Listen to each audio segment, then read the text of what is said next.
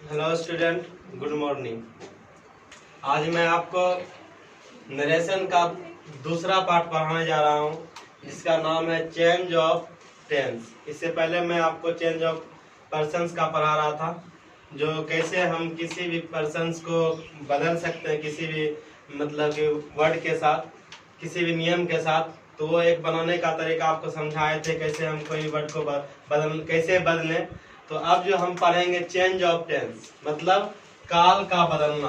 यानी कि हम लोग जो टेंस पढ़ते हैं, कुल मिला के 12 टेंस जो पढ़ते हैं, वैसे टेंस 3 ही प्रकार का होता है और तीनों का 4 भेद होता है। तो 4 या 12 कुल टेंस होता है। वह 4 या 12 टेंस हम इस नरेशन में बदलेंगे। और कौन कौन टेंस, और कुछ ऐसे टेंस होता है जो नहीं भी बदलता है, तो उस चीज के बारे में हम पढ़ेंगे। पहले हम पुरुष का बदलना सीखे थे, अब हम किसका बदलना सीखेंगे? काल का बदलना। मतलब टेंस हम कैसे बदलते हैं उसके बारे में हम समझाते हैं आपको। देखिए, सबसे पहले हम लिखे हैं कुछ स्ट्रक्चर लिखे हैं। आपको ये चीज याद रखना बहुत जरूरी है। अगर आप स्टार्टिंग पीरियड में अगर इस चीज को याद रखिएगा तो फिर आपको बाद में याद रखने की कोई जरूरत नहीं पड़ेगा। पहला टेंस क्या होता है आपका? Present indefinite tense. आप पढ़े होंगे टेंस में, पहला टेंस का नाम क्या होता है? Present indefinite tense. याद रखना, ये चेंज हो जाता है, चेंज इनटू, चेंज मतलब क्या होता है? बदलना।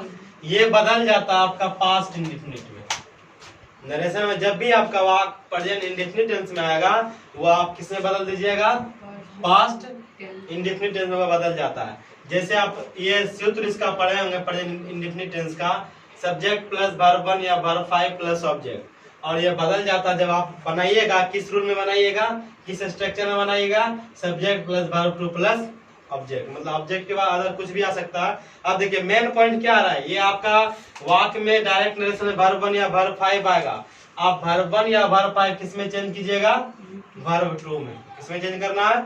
वर्ब 2 में। जैसे एक वाक्य हम आपको बताए हैं, राधा लव्स मी। ये लव्स आपका क्या है? वर्ब 5 है ना।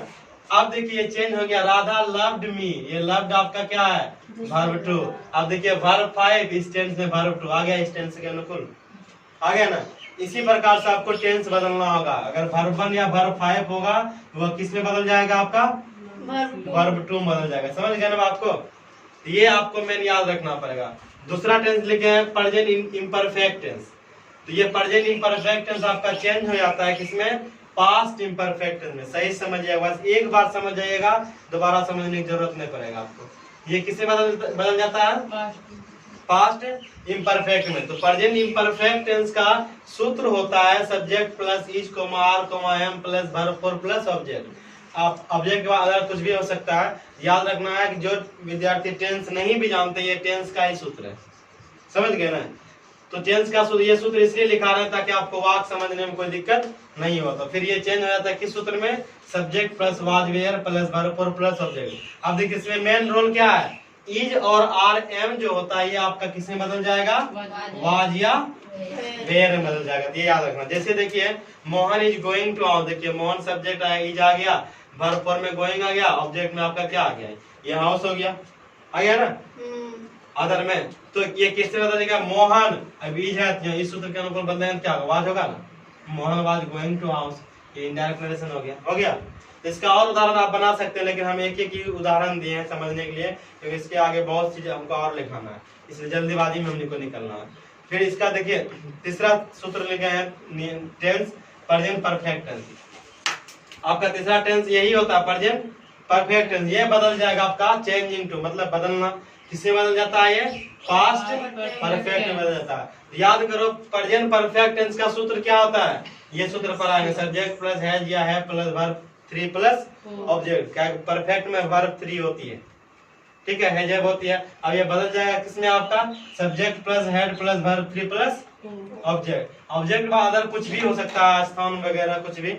जैसे हम लिखे हैं we have done our work, इसमें वर्ब 3 होता ही है। अब देखिए सिर्फ इसमें मेन करना क्या? आपका हैज या है कुछ भी रहे, आपको हेड में सिर्फ कन्वर्ट करना है। किसमें करना है?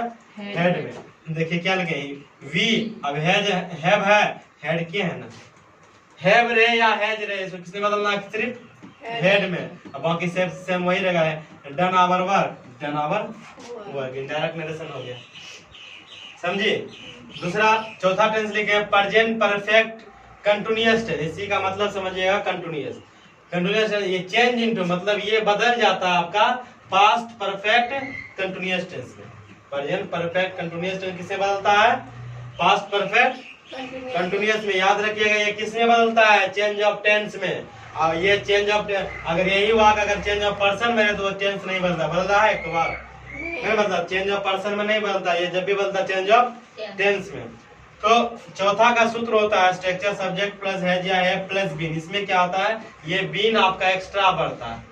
अब वर्ब 4 आता है, उसके बाद ऑब्जेक्ट प्लस अदर कुछ भी आ जाए, कंटिन्यूअस में सीन समय भी रहता है, फोर सीन्स प्लस टाइम नहीं लिखे हैं उससे कोई दिक्कत नहीं। ये बदल जाएगा आपका subject plus had plus been, मतलब हेड बीन में बदल जाएगा। हैज या हैव बीन किसमें बदल जाएगा आपका?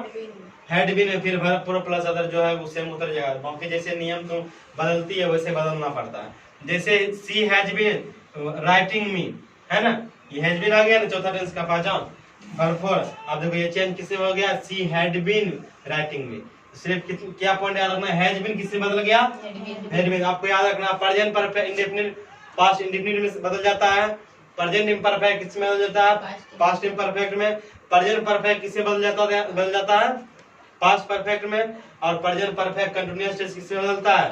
पास्ट परफेक्ट कंटिन्यूअस टेंस में। अगर जिस स्टूडेंट का टेंस आता है तो वही सूत्र याद करने की कोई उसको जरूरत ही नहीं है। वो जानता है कि प्रेजेंट टेंस का कौन सूत्र होता है? पास्ट में बदलना। सिर्फ नाम याद रखना है कि प्रेजेंट इम्परफेक्ट बदल गया पास्ट इम्परफेक्ट में। हम जानते हैं पास्ट इम्परफेक्ट में सब्जेक्ट प्लस वाज वेयर होता है, तो इज आर एम किसमें बदल जाएगा? वाज वेयर में। अब जो नहीं जानता है उसके लिए है कि आप ये सूत्र भी याद रखना पड़ेगा, क्योंकि इज आर एम किसमें बदलेगा?